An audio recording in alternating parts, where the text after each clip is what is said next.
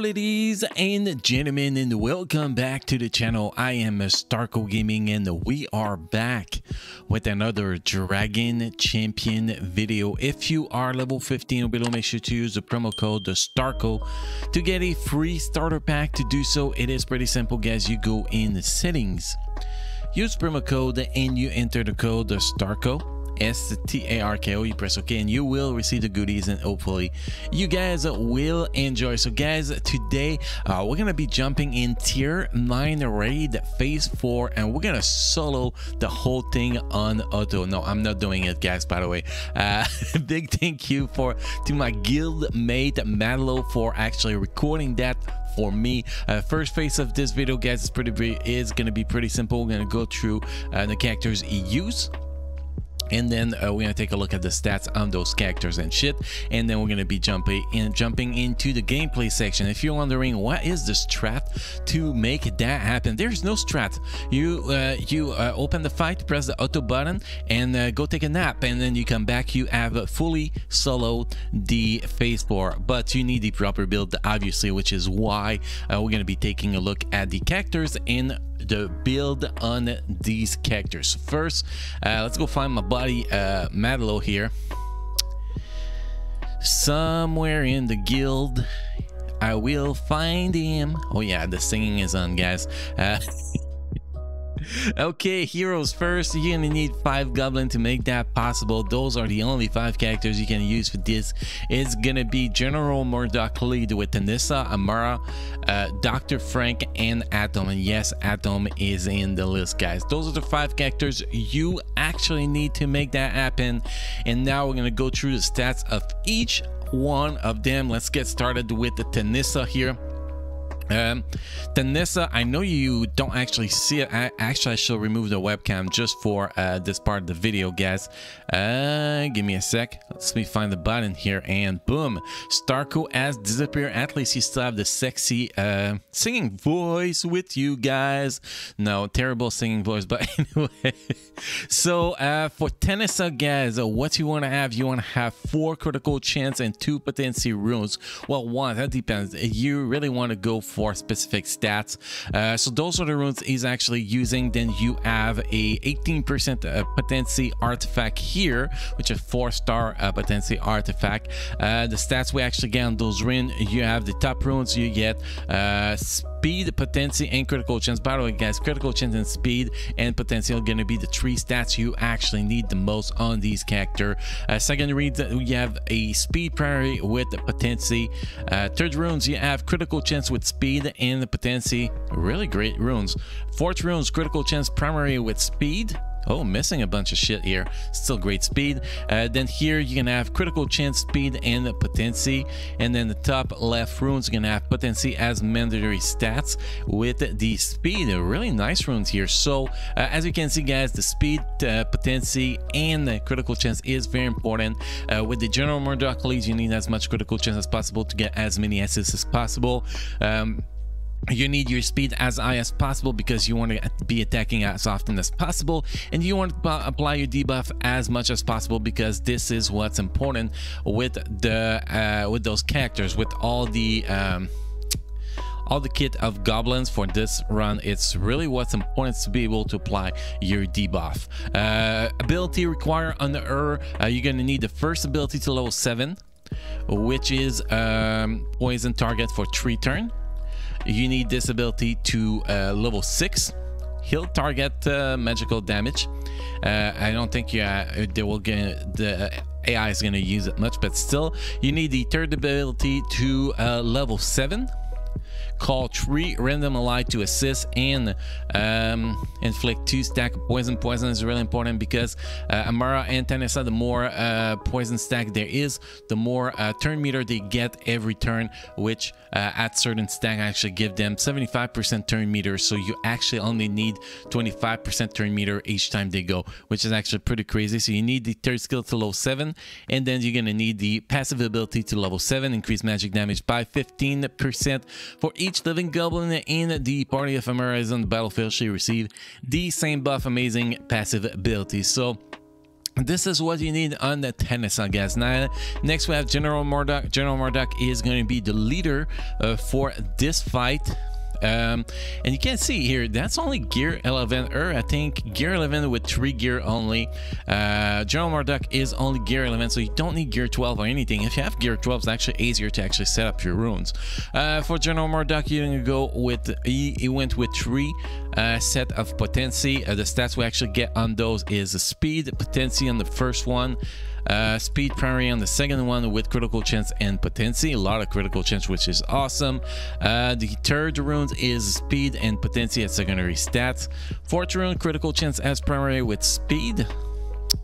Fifth rune, we have a 9 speed with a lot of critical chance again, and the last rune's potency primary with speed and critical chance. So you see the pattern again, guys. It's speed, critical chance, and potency. You want to get that potency above 100%. You want to get that speed as high as possible, and you want to get that critical chance as high as possible. Ability level 6 on this guy is totally fine. No need ability level 7 because he has literally known, so you cannot give him any.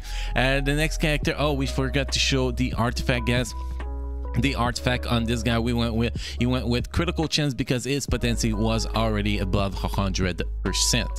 Third character is Mordock that you're gonna need for this. Amara is 6 critical chance rune.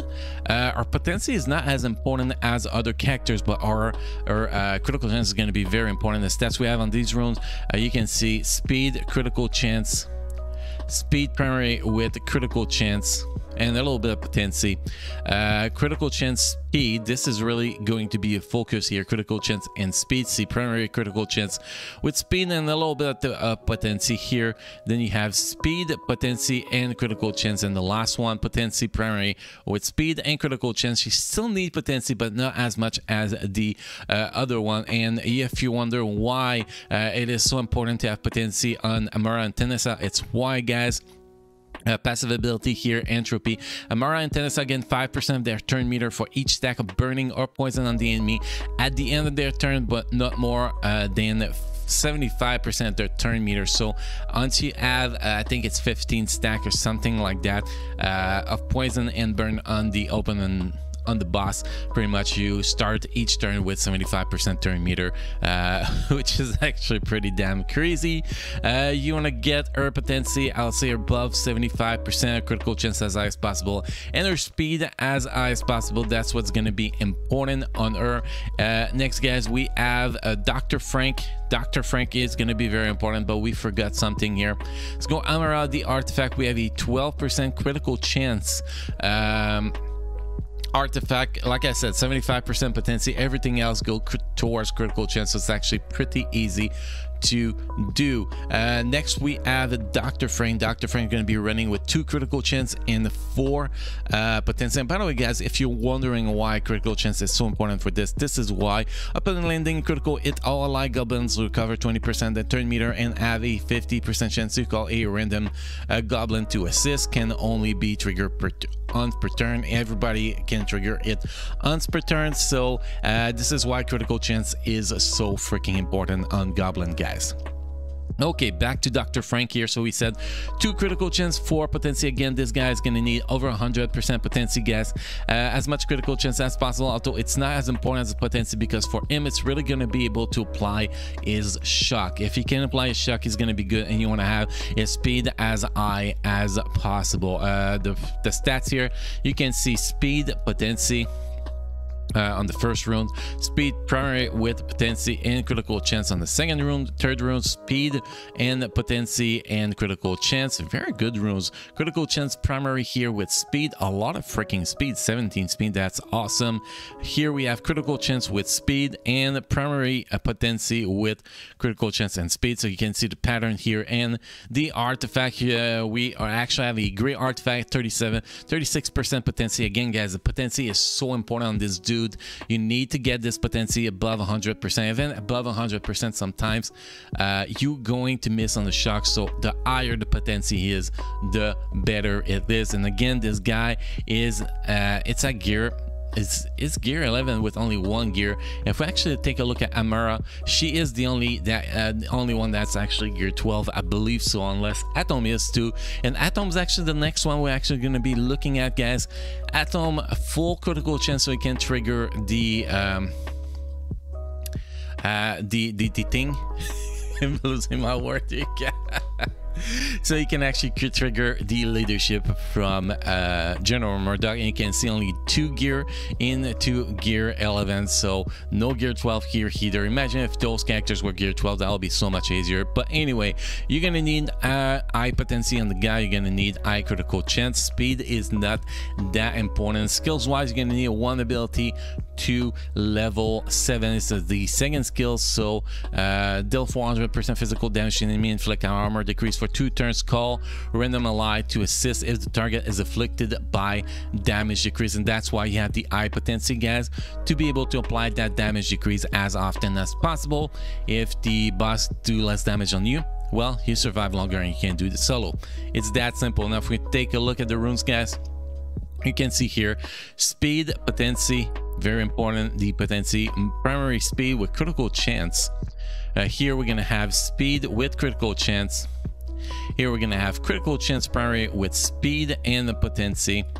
Then we have potency with speed on this one, and the last rune's potency primary with speed and critical chance. So you see the pattern, same pattern as the other one. You try to get you know, speed, but speed is not as important as potency and critical chance on this guy. And artifact, 18% potency. Artifact is the artifact we have that Madlo has on this guy. If that was a 36% potency artifact, that'll even be better, man. I don't know.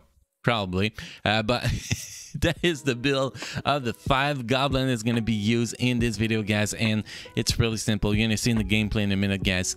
With this build, you jump in, press the auto button, and get a cup of coffee and just watch it, guys. It's gonna solve the goddamn whole thing, and it's that simple. So guys, I want to give a big thank you and shout out to my boy, my guildmate, my boy, my fellow French Canadian Madlo, for getting this together for us, guys. So next we're going to be jumping into the gameplay section. By the way, guys, don't forget that to join the Discord server, we have all the best guide for Dragon Champion on the Discord server. And also we have weekly Dragons giveaway. We give it all 3 prizes of 500 Dragons a week on the Discord server, so make sure you join us on the Discord server for that. Link is in the description down below. So don't forget to subscribe to the channel and check the bell so you get notified when we post new content. And yeah, keep enjoying playing Dragon Champion, guys. So let's jump to the gameplay section, and I'll see you guys again in the next video. Thank you.